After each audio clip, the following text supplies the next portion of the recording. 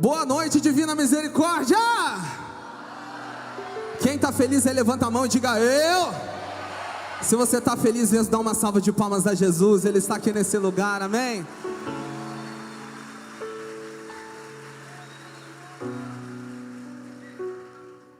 Eu não só estou muito feliz de estar aqui essa noite, como estou também um bocado emocionado. Quando eu vou chegando perto desse santuário, até quando eu passo assim na frente, meu coração já palpita, é diferente. Você sabe que hoje, graças a Deus, Deus tem me enviado para lugares muito longe. E quando eu estou lá em Fortaleza, gravando um podcast ou fazendo uma pregação, e me perguntam qual é a sua história com Jesus, eu falo assim: então começou lá no santuário da Divina Misericórdia.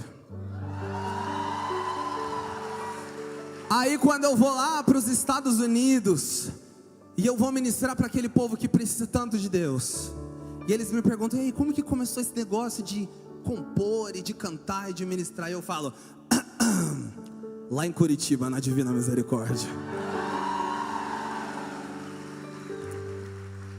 Se você tem alguma dúvida de que esse solo aqui é sagrado, e ele tem poder de gerar vocações e bênçãos, não só para o Brasil, mas para o mundo, eu estou aqui para dizer: Jesus ainda realiza milagres, amém ou não? Olha para o irmão que está do teu lado e fala para ele: ele quer realizar um milagre na sua vida. Olha para o outro lado e fala: ele quer realizar um milagre na sua vida.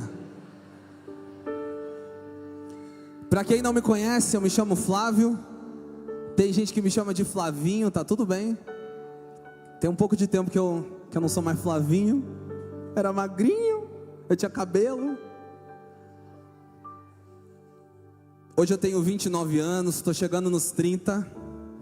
Eu pulava mais do que eu pulei hoje, assim. Eu pulei e já começa a doer a coluna, aquele negócio. Os 30 vão chegando e vão humilhando, né? É impressionante. Sou casado com a Larissa há 6 anos. Nós temos 2 filhos pequenininhos, o Israel e o Caetano. E eles têm quase 3 e quase 4 anos. Eles têm 11 meses de diferença. Lá em casa a gente é animado, amém? Então quando eu não estou aqui ministrando e cantando e fazendo show e pregando a palavra, eu estou ali trocando uma fralda, dando um mamazinho, lendo um livro. E na vida real, do dia a dia, Deus ele tem falado ao meu coração de que nenhuma experiência profunda que um dia a gente tem com Deus pode parar em nós. Deus ele faz coisas em nós para que a gente possa derramar e ser bênção na vida do outro, amém ou não? Vou te falar uma coisa: para uma pessoa com depressão, a melhor pessoa para aconselhar uma pessoa com depressão é uma pessoa que lida com a depressão e que luta com a depressão todos os dias e que um dia venceu a depressão. É uma pessoa que sentiu, é ou não é? Porque não tem jeito. Se está passando por uma dor e você pede um conselho, e uma pessoa que não tem ideia do que você está sentindo vem te aconselhar, você fala: mano, você não está entendendo. É ou não é? Mas quando uma pessoa vem e diz assim: o que você está vivendo, eu vivi. O que você está sentindo, eu senti e eu sinto. A luta que você trava, eu também travo. Aí a gente se identifica, é ou não é? Jesus ele sabia exatamente disso, e é por isso que ele veio até nós. Olha aqui para esse homem. Ele não precisava, mas ele veio até nós. Deus se encarnou. Ele veio até nós. Sofreu as nossas dores, chorou as nossas lágrimas, se alegrou com as nossas alegrias. Ele veio e ele foi gestado dentro da barriga de uma mulher. Ele nasceu, ele cresceu, ele se desenvolveu. Não é lindo pensar em Jesus como um Deus extremamente humano? Humano, mas humano de verdade, sabe? Humano que tem caca no nariz, sujeira debaixo da unha, sabe? Um humano que tem idioma, sotaque. Você já parou para pensar quais são os gostos de Jesus? As músicas que Jesus gostava de escutar? Você já parou para pensar qual que é o jeito que Jesus gostava de se vestir? Qual é o tipo de pessoa favorita que Jesus gostava de estar na presença? Qual que era o tipo favorito de Jesus? De vinho que ele gostava? Jesus era uma pessoa, ele veio, ele é real. Ele é real. Diga comigo, ele é real. Diga comigo, ele é real. E Ele é real, Ele se fez real, Ele se fez não somente real, mas próximo de mim e de você, para poder ter capacidade de olhar nos teus olhos, do jeito que eu estou te olhando.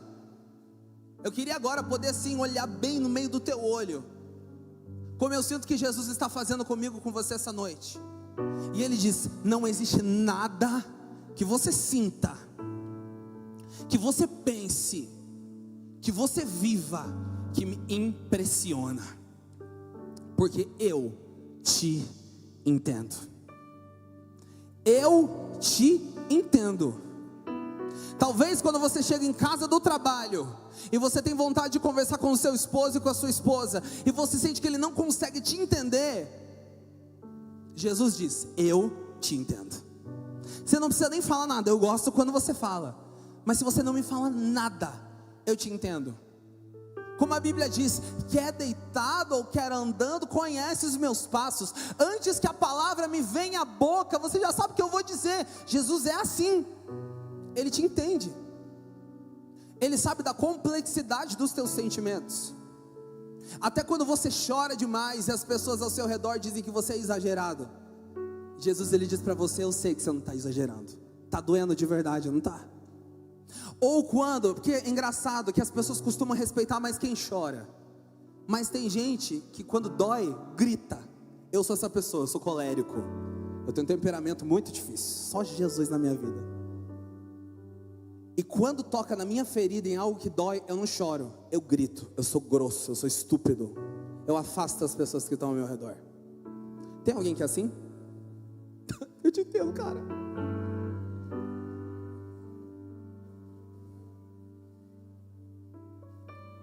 E quando é a gente assim, a gente se sente mal, porque depois a gente se arrepende do que a gente falou, a gente se arrepende do que a gente fez, e as pessoas nos julgam como grosso, como estúpido. Mas Jesus, Ele olha nos olhos das pessoas mais difíceis, dos mais estúpidos, dos mais grossos, dos mais pecadores, dos mais desafiadores, daquela pessoa que era aquela criança difícil na escola, tipo eu dei trabalho demais para meus pais, gente. Já fui chamado demais na escola por mau comportamento, mentia, dissimulava, fazia as coisas do jeito que eu queria. Você tem noção? Inclusive tem uma relação com o Santuário da Divina Misericórdia. Eu reprovei o primeiro ano do ensino médio porque eu matava a aula para vir para a missa. Aqui. Só que eu não tive coragem de contar para os meus pais que eu tinha reprovado. O que eu fiz? Eu burlei e fiz o meu boletim, apresentei para minha mãe acreditou por metade do ano. Por meio ano ela acreditou que eu tinha passado para o segundo ano, até que eu chego e só escuto os passos da minha mãe. E minha mãe é toda chique, né, mãe? Beijo, mãe. Minha mãe tá aí. Toda chique, usa uns tamancão. Entrou na escola, falei: putz grila, minha mãe entrou e descobriu que eu não tinha passado. Eu era essa pessoa, mano, que fingia o boletim da escola, meu. E até pra gente que é difícil, pra gente que tem desvios, eu vou te falar uma coisa: desvios que não são instagramáveis, desvios que não são bonitos. Porque sabe uma coisa que me incomoda muito na igreja? É que a gente só escuta testemunho de pessoas que eram horrorosas e venceram e agora são santas. É ou não é? Nossa, porque eu era um maconheiro, larguei a maconha. Nossa, porque antes eu era viciado em uma sexualidade totalmente desordenada, hoje sou muito casto. Nossa, porque eu traí muito a minha esposa e hoje eu não traio mais. Mas e aqueles que estão traindo e estão lutando para não trair? E aqueles que estão viciados nas drogas e estão lutando para não serem? E aqueles que são mentirosos, que são fofoqueiros? Tem demais na igreja, né? Fofoqueiro é o que mais tem. E a pessoa chega e fala assim: ó, não estou te falando por fofoca não, é só para você colocar em oração. É ou não é? Olha para o irmão que está do teu lado e fala para ele: toma vergonha nessa cara. Fala para ele assim: ai, ai, ai, ai, ai, Deus está vendo. A boa notícia que eu tenho para você, mas é também para mim, é que até para gente que faz coisa feia, que tem segredos, até para gente que se as pessoas escutassem as nossas confissões, ninguém queria ser nosso amigo. Vou te falar, será que as pessoas ao teu redor que te amam e te admiram, se tivessem acesso às coisas que você fala na confissão, e tivesse as coisas que você fala na terapia, continuaria sendo seu amigo? Vou te dar um spoiler, não. E é por isso que você está na casa da misericórdia, porque Jesus misericordioso, Ele olha para mim e para você, para a nossa história, para aquilo que existe de mais feio em nós, imperfeito em nós, disforme em nós, em construção em nós, e Ele diz: eu não só te entendo, mas eu te amo. E eu não só te amo, mas eu gosto de você. É totalmente diferente, não é? Tem a pessoa que ama, mas tem a pessoa que não só ama, mas gosta da gente. Deus, Ele não só te ama, mas Ele gosta de você. Aí você pode me perguntar: mas como que Deus pode amar, gostar, perdoar uma pessoa como eu, que confesso sempre o mesmo pecado e volto para o pecado, como eu, que faço promessas e não cumpro as minhas promessas, como eu, que digo uma coisa e faço outra, como eu, eu vou te falar, não existe nada e nenhum pecado que você esteja cometendo e que você esteja fazendo que está pegando Deus de surpresa, pelo amor de Deus. A gente é tão soberbo e a gente acha tanto que a gente é o alecrim dourado, que a gente acha que o nosso pecado faz Deus falar: nossa, esse eu nunca ouvi falar. Pô, a gente está falando de Deus que vem até nós com seus raios de misericórdia. Olha para esse Jesus aqui. Se Ele vem e se manifesta para mim e para você como um Deus que tem uma misericórdia insondável, é porque existe misericórdia disponível para mim e para você. Existe chance para você. Você acredita nisso, sim ou não? Então coloca a mão no seu coração e diga: eu não acredito muito. Seja sincero, fala: eu acredito mais ou menos. Sabe por que você acredita mais ou menos? Sabe por quê? Vou te dar um motivo. Porque quando você peca, você foge de Deus. É ou não é? É ou não é? Você peca e você foge. Você peca e você fica uma semana sem rezar, porque você fica pensando: meu Deus, eu vou falar com Deus. É ou não é? Você fica com vergonha. Se você acreditasse de verdade nessa misericórdia, você iria se jogar nos braços de Deus e dizer como Santa Teresinha: eu não consigo ser santo sozinha, então seja o Senhor a minha santidade. Seja o Senhor a minha santidade, porque eu não sei santo, não sei ser santo, eu não dou conta de tudo sozinho. Então coloca a mão no seu coração e diga: eu acredito mais ou menos, mas eu quero acreditar. Diga: eu acredito mais ou menos, a minha fé é fraca, mas eu quero mudar, eu quero experimentar desse amor que cobre todos os meus pecados e me dá uma chance de recomeçar. Amém. Você pode aplaudir a misericórdia do Senhor, que hoje é para mim e para você a solução das nossas vidas. Pegue comigo a sua Bíblia. Quero só ver quem trouxe a Bíblia. Se não trouxe, finge que está pegando, que eu estou vendo. Mano, se não tem a Bíblia, pega no celular, meu. Você baixa tanto aplicativo que não presta. Se é que você me entende. Evangelho segundo São João, capítulo 8.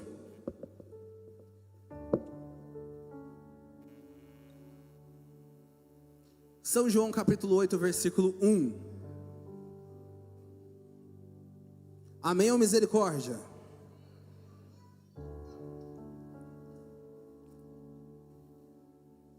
No versículo 1 diz assim: dirigiu-se Jesus para o Monte das Oliveiras, e ao romper da manhã voltou ao templo, e todo o povo veio a ele. Então assentou-se e começou a ensinar. Versículo 3: os escribas e os fariseus trouxeram-lhe uma mulher que fora apanhada em adultério. Puseram-na no meio da multidão e disseram a Jesus: Mestre, agora mesmo essa mulher foi apanhada em adultério. Moisés mandou-nos da lei que apedrejássemos tais mulheres. O que dizes tu sobre isso? Versículo 6: perguntavam-lhe isso a fim de pô-lo à prova e poderem acusá-lo. E Jesus, porém, se inclinou para a frente e escrevia com o dedo na terra. Como ele insistissem, ergueu-se e disse-lhes: quem de vós estiver sem pecado, seja o primeiro a atirar-lhe uma pedra. Inclinando-se novamente, escrevia na terra. A essas palavras, sentindo-se acusados pela sua própria consciência, eles se foram retirando um por um até o último, a começar pelos mais idosos, de sorte que Jesus ficou sozinho com a mulher diante dele. Então ele ergueu e, vendo ali apenas a mulher, perguntou-lhe: mulher, aonde estão os que te acusavam? Ninguém te condenou? Versículo 11: respondeu ela: ninguém, Senhor. Disse-lhe então Jesus: nem eu te condeno. Vai e não tornes a pecar. Falou-lhes outra vez Jesus: eu sou a luz do mundo. Aquele que me segue não andará em trevas, mas terá a luz da vida. E a isso os fariseus disseram: tu dás testemunho de ti mesmo, e teu testemunho não é digno de fé. Palavra da nossa salvação. Glória a vós, Senhor. Dê um beijo na sua Bíblia e dê mais uma grande salva de palmas à palavra de Deus.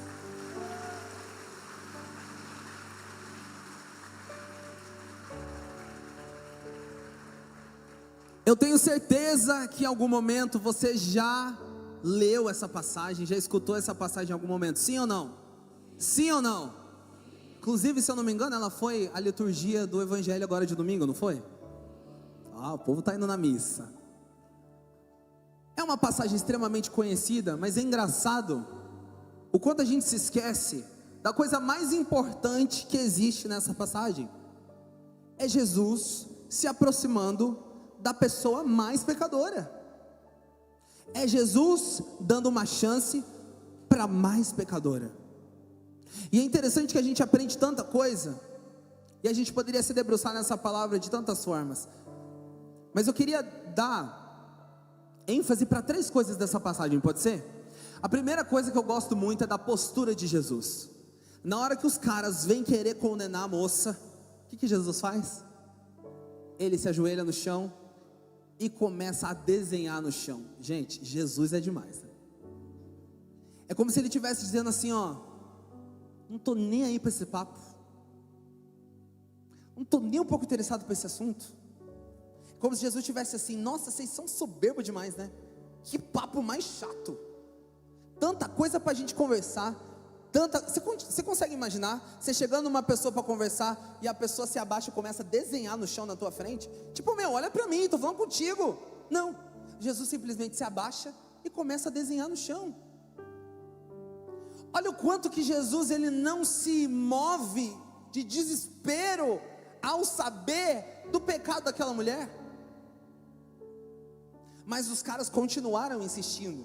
E isso é uma coisa que me chama muita atenção também, que é como que pode pessoas, muitas vezes do nosso meio, da igreja, do meio religioso, se sentirem tão superiores assim, a ponto de terem coragem de jogar uma pecadora ali no meio, se colocar numa postura de mais santos, a ponto de dizer: não vai condenar não? O que você vai falar? E a palavra diz que eles colocam Jesus à prova. Isso significa que, se Jesus, ele dá uma opinião contrária ao que eles esperam, que é: mata, acusa, manda para o inferno, ele teria uma reputação ruim. E a reputação de Jesus naquele momento é comprometida, porque enquanto todos estavam esperando condenação, Ele veio e derramou misericórdia. Você consegue perceber isso? A contradição de Jesus para a sociedade é justamente porque Ele não dá atenção para o que a maioria de nós dá atenção, e Ele dá atenção para o que a maioria de nós não dá atenção. Não dá.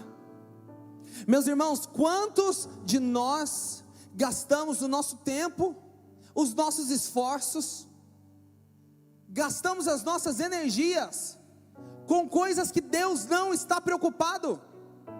Deus não está. E aqui eu não estou fazendo apologia ao pecado, tá? Aqui eu não estou dizendo que você tem que largar tudo e começar a viver, não. Mas queria dizer que Jesus, Ele não está olhando para você dessa forma crítica, como você acha que Ele te olha. Ele não está. Quando você se aproxima de Jesus, você já se aproximou de uma pessoa, ou talvez você seja essa pessoa, a pessoa que se aproxima já pedindo desculpa, a pessoa que fala bem assim: desculpa, viu que eu estou suado, que eu não consegui passar em casa para tomar banho, desculpa que eu estou um pouquinho fedido, desculpa porque eu cheguei atrasado, desculpa porque... E aí você olha para a pessoa e fala: e daí? E daí? Quem está preocupado com a tua roupa? Quem está preocupado com o teu suor? Quem está preocupado? Eu gosto de você. Que bom que você veio. Que bom que você veio. Querido, presta atenção. Quando Deus, Ele olha para você, é desse jeito que Ele olha. Você não precisa se aproximar de Deus com medo. Você não precisa se aproximar de Deus já pedindo desculpa. Você não precisa se aproximar de Deus achando que Ele vai fazer. Não. Que Ele nem está preocupado com isso. Diante dos seus pecados, diante de tudo isso, sabe o que Ele está? Ele está desenhando no chão.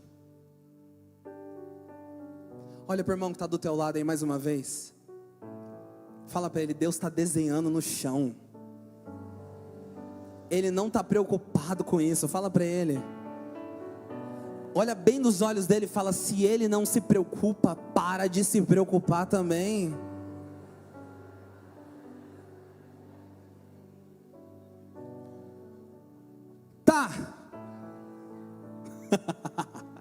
Desculpa, meu amor.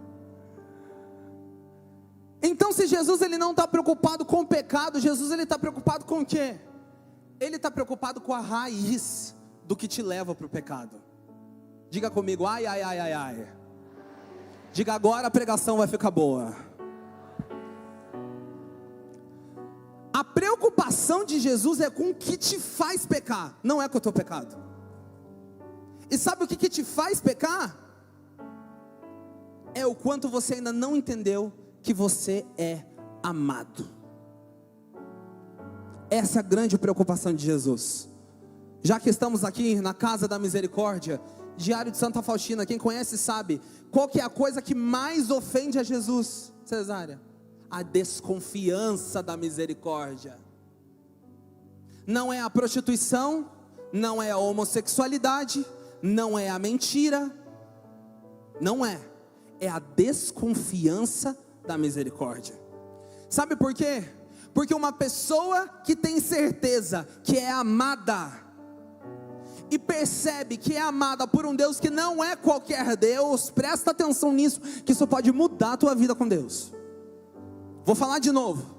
A pessoa que se entende amada por um Deus que não é qualquer Deus, descobre que não é qualquer um. E a pessoa que descobre que não é qualquer um, não beija qualquer boca, não deita em qualquer cama, não escuta qualquer música, não anda com qualquer pessoa, não vai em qualquer lugar, porque ela é amada. Ela descobriu o seu valor. Você sabe, uma vez eu me meti num relacionamento abusivo, e nem foi amoroso, foi um relacionamento de liderança, de uma pessoa que ela fazia de tudo para me humilhar, e ela gostava de me rebaixar. Sabe aquela pessoa que coloca defeito em tudo em você? Eu cantava, eu estava desafinado, e ela adorava de gravar minha voz e colocar num grupo do WhatsApp para as pessoas ficarem dando risada quando eu desafinava. Essa pessoa adorava me humilhar publicamente. Enfim, essa pessoa me fez muito mal por muitos anos. Muitos anos. Só que o engraçado é que eu nem percebia. Que quando você está num relacionamento abusivo, você não percebe. Todos os seus amigos ao seu redor falam: larga esse amigo, larga essa amiga. É ou não é? Larga esse namorado, larga essa namorada. Mãe e pai têm um cheiro para isso. Tem um cheiro, um olfato, que você chega com um amigo e fala: essa pessoa não é amigo para você. É ou não é? Mas quando você está naquele relacionamento, você não percebe. Só que eu, desde os meus 16 anos, eu tive um encontro pessoal com Jesus. E eu fui caminhando. Mesmo nesse relacionamento eu fui caminhando. Eu fui rezando. Eu fui me entendendo amado por Deus. Deus foi curando as minhas feridas. Deus foi colocando as coisas no lugar. E aí eu me lembro de um dia que essa pessoa, ela veio gritar comigo e me humilhar mais uma vez. E sabe o que eu fiz? Eu me levantei, eu estava sentado. Eu me levantei, eu falei: você abaixe esse tom de voz comigo. Você nunca mais vai falar desse jeito comigo. Porque eu não mereço ser desrespeitado por você. A cara daquela pessoa naquele dia foi tipo: o que aconteceu? Foram anos aceitando humilhação. Foram anos. E aquela pessoa nunca imaginou que um dia eu teria coragem de me levantar e dizer: chega, nunca mais. Nunca mais. E aí quando eu olho para a minha história, eu me pergunto: por que eu tive essa coragem? Sabe por quê? É anos cantando: manda teu fogo queima de novo. É anos cantando Yeshua, Yeshua. Chega uma hora que esse Yeshua entra. Chega uma hora que esse Espírito Santo entra e ele faz alguma coisa. Deus, ele não quer que você seja um frequentador de grupo de oração, que canta, canta, canta, reza, reza, reza, e nada acontece com você. Alguma coisa tem que acontecer. Então, se antes era viciado, você abre mão do vício. Se antes você mentira, você para de mentir. Se antes você vivia uma vida dupla, você para de viver. Se antes você se metia em relacionamentos que te faziam mal, você sai desses relacionamentos. Sabe por quê? Porque de tanto manda teu fogo, uma hora ele queima. Agora eu te pergunto: você está deixando ele queimar? Você está deixando ele fazer? Você está deixando Jesus fazer com você, com a sua história, o que ele fez com essa mulher pecadora? Porque naquele dia ele se levanta, ele para de desenhar, e a única hora que Jesus se levanta para fazer outra coisa, e se levantar foi para olhar nos olhos daquela mulher e dizer: quem vai te condenar? Ninguém. Então eu não te condeno. Ele olha nos olhos dela e ele devolve a dignidade para ela. Ele devolve a dignidade para aquela mulher. E você sabe que a tradição da igreja vai contar que depois daquele dia, aquela mulher largou o pecado. E ela começou a ser uma discípula de Jesus. Ela não se aproximou porque ela escutou uma pregação que ela tinha que mudar de vida. Ela se aproximou porque ela encontrou o amor que ela nunca encontrou em lugar nenhum. Eu estou aqui nessa noite para te dizer que há mais de 10 anos atrás, aqui nesse lugar, eu encontrei um amor que mudou minha vida para sempre, cara. A transformação que Jesus fez em mim não é a de me tornar um cantor conhecido, não é a de ter muitos seguidores no Instagram e milhões de visualizações, não é ter uma agenda cheia, não é ir para fora do país, não é que as pessoas tirem foto comigo, nada disso. E eu juro para vocês, e quem me conhece sabe, que essas coisas não têm o meu coração. Jesus, ele me devolveu a dignidade que eu tinha perdido. Ele me devolveu o valor. Ele me mostrou o que significa ser amado. Ele me ensinou a lidar com as minhas feridas. Ele me ensinou o que significa viver para além da minha dor. Aquilo que ele podia curar, e não que ele não tenha poder, mas aquilo que faz parte de Deus curar, ele curou. Mas aquilo que ele não curou, ele me ensinou a caminhar com aquela dor. Deus quer te ensinar a andar com ele. Eu falava hoje quando a gente ministrava, que tem gente que acha que a igreja católica está falida. E toda vez que a gente fala disso, todo mundo fala, A gente gosta, né, nós somos a igreja católica, estamos vencendo, e Frei Gilson, 4 horas da manhã. Yeah! É ou não é? Nossa, são milhões, e agora vai ser 2 milhões. Nossa, chupa essa, e briga com o protestante, fala, caso não sabeis. Católico gosta, meio debochado, meio abusado. Eu também sou, adoro.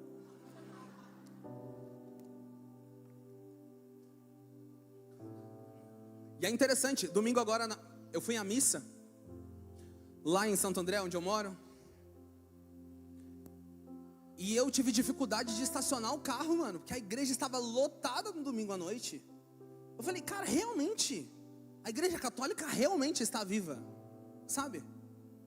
Mas o que eu me preocupo de verdade, não é da gente estar vivo só, mas é de como está a nossa vida. Você entende? Não basta estar vivo, é igual casamento, não basta estar casado. Como está esse casamento? Você concorda comigo? Viver um casamento de aparência, aonde todo mundo olha e fala, nossa, que casal, mas dentro de casa não tem amor, não tem paixão, não tem vontade de estar junto, não tem diálogo. Muitos de nós, enquanto católicos, somos casados com a igreja, mas vivemos um relacionamento de aparência. Na vida real, na vida prática, nós não temos um relacionamento vivo. Vivo. Eu vou puxar a orelha de vocês um pouco, tá? Rapidinho, com amor. Mas pô, é difícil de escutar a voz de vocês aqui. Na missa toda, eu fui escutar vocês cantarem na ação de graças, pô. A gente está em mais de 1000 pessoas aqui. Cadê a vida de quem se encontrou com Deus? Aí você vai do time de futebol, você vai lá e se esguela. Ah, mas você está apaixonado? Aí você vai lá fazer uma serenata na frente da casa da tua mulher, do teu homem, e você faz o escândalo. Aí você vai no show do teu cantor favorito, e você se esguela, e para Jesus você dá pela metade. Quantas vezes eu estive aqui nesse lugar, com o microfone na mão, e ficando rouco, porque vocês não vão, e não cantam, e não rezam. Irmão, você não depende de mim, e nem de ninguém para você rezar. É você e Deus. Deu um play no violão, é braço erguido e charabada cantaralabás. Vai, mano, vive a tua história com Deus, a tua história. Tua história. Eu vou te falar uma coisa. Quando eu era paroquiano aqui do santuário, eu não tinha muita moral aqui não, tá? Não tinha muita moral. Eu era do grupo de jovens GJ3M, que era coordenado ali, ajudado pelo Padre Silvio na época. Padre Silvio não ia muito com a minha cara. Padre Silvio não ia muito com a minha cara, não me dava muita liberdade. Eu entendo ele, porque eu era extremamente imaturo e só falava besteira. Ele estava certo, tinha que me deixar bem quietinho mesmo. Mas eu não tinha muita moral não. Quando me chegou o convite para vir pregar aqui nesse grupo de oração, eu falei, o quê? No grupo de oração? Eu vim aqui, eu era do grupo de jovens, eu ajudava a vender pastel, cachorro quente, sopa. Eu ficava com as crianças lá em cima. Nunca que era uma possibilidade estar aqui. Nunca. E não é nossa, subir aqui para pregar, não. Estou falando de um lugar de ser um testemunho, sabe? De ser alguém que tem algo para acrescentar. Eu era um jovenzinho de grupo de jovens. E que bom. E que bom. Porque nas minhas imaturidades, eu vim para o lugar que eu poderia ser maduro.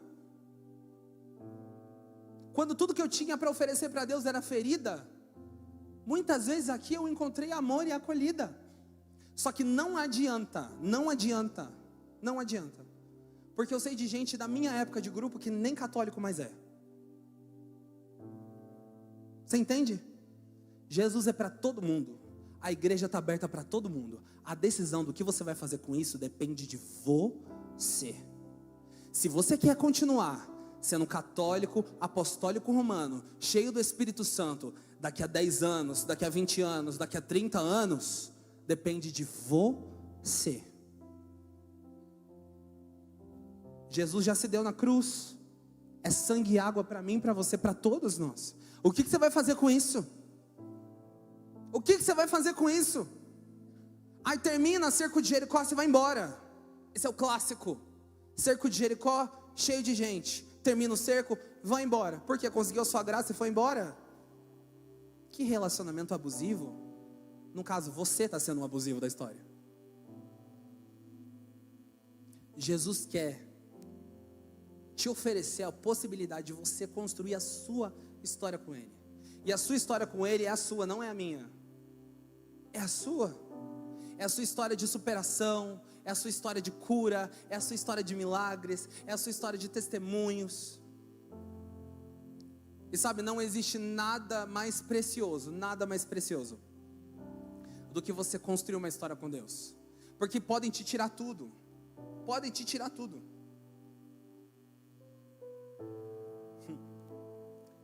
Você pode perder a sua voz. Você pode perder os seus amigos. Você pode perder a sua credibilidade. Você pode perder até as pessoas que você mais ama. Mas uma coisa que nunca ninguém pode te tirar é aquilo que um dia você viveu com Deus. Ninguém pode te tirar isso. Ninguém. Independente do lugar que você more, independente do que falam de você, ninguém pode te tirar. Você para sempre vai dizer, naquele dia, o que eu vivi com Deus foi real. Foi real. E sabe quando você percebe que foi real de verdade? É quando a dor bate na porta da tua casa. Oi, depressão. Oi, frustração. Oi, traição. Oi, o padre não me deu bom dia. Oi, não me deixaram cantar no ministério de música. Oi, nem na acolhida me querem. Oi, nem para vender sopa eu sirvo. Oi, e aí? Aonde está a sua fé? Quão profunda é a sua fé? No que você acredita? O que te sustenta? Porque se você não acredita de verdade, qualquer pastor bate na porta da tua casa e te leva. Vai te levar? Não vai, você vai ficar na igreja. Mas vai ficar como? Tem que ficar vivo, de verdade, atuante. Vida gastada, vida rasgada, vida com Deus é assim. Mais uma vez, Santa Teresinha do Menino Jesus diz: eu quero tudo, eu não quero ser santa pela metade. Eu quero tudo. Se você coloca uma criança na frente da Disney e você pergunta para ela quais brinquedos você quer ir, o que ela te responde? Todos. Eu quero tudo. Você quer tudo ou você quer uma parte? Eu vou te falar, se você escolhe uma parte, você também recebe uma parte. Não adianta você querer escolher de Deus e dar para Deus metade e querer de Deus tudo. Não adianta. Na medida que você se entrega, e nem que aquilo que você entrega for pouco, mas for tudo, é tudo que Ele vai te dar. Coloca a mão no seu coração, fecha os seus olhos e olha para a tua vida hoje, para a tua história. Eu quero que você escute a minha voz não como uma voz de acusação, mas como a voz de alguém que te diz: e se você fosse além? E se você vivesse mais? E se você fosse além das suas dores, dos seus traumas, das suas feridas? E se você fosse além daquilo que você ouviu falar? E se você começasse a experimentar o que os santos experimentavam, que é uma comunhão com Deus no secreto, onde ninguém mais vê? E se você começasse a ser visitado pela presença do Espírito Santo, enquanto você lava louças, enquanto você cuida dos seus filhos, no ônibus, indo para a sua escola, indo para a sua faculdade, indo para o seu trabalho? E se você experimentasse Deus para além do que as pessoas podem ver e calcular e enxergar? E se você pudesse conhecer o Jesus de Santa Faustina, o Jesus de Santa Teresinha, o Jesus de São Francisco de Assis, o Jesus do apóstolo Paulo, o Jesus da mulher adúltera, o Jesus de Maria Madalena? não o Jesus do grupo de oração, não o Jesus das músicas, não o Jesus das pregações, mas o Jesus por inteiro. Por inteiro. Quem é esse Jesus? Quem é esse Jesus que diante dele todo joelho se dobra? Quem é esse Jesus que diante dele toda língua confessa que ele é Senhor? Quem é esse Jesus que agora está sendo adorado pelos anjos e pelos santos, dizendo santo, santo, santo? É esse Jesus que está aqui nesse lugar, ele quer se revelar a você. Deus quer te levar além. Eu quero ir além, Senhor. Eu quero ir além, Jesus. Me leva além, Senhor. Me leva, Senhor. Nos leva além, Senhor. Nos leva além das aparências, Deus. Nos faz ter um encontro com o Senhor que muda a nossa vida para sempre.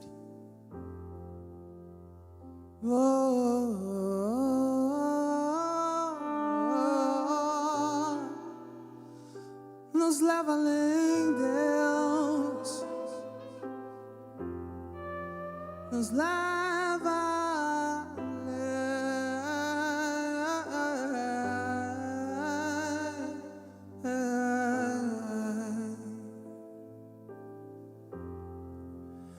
Existe vida além da dor. Existe vida. Eu ouço o Senhor dizendo: vida além da dor. Ele me diz que ainda não acabou. Existe vida além da dor. Existe vida. Eu ouço o Senhor dizendo: vida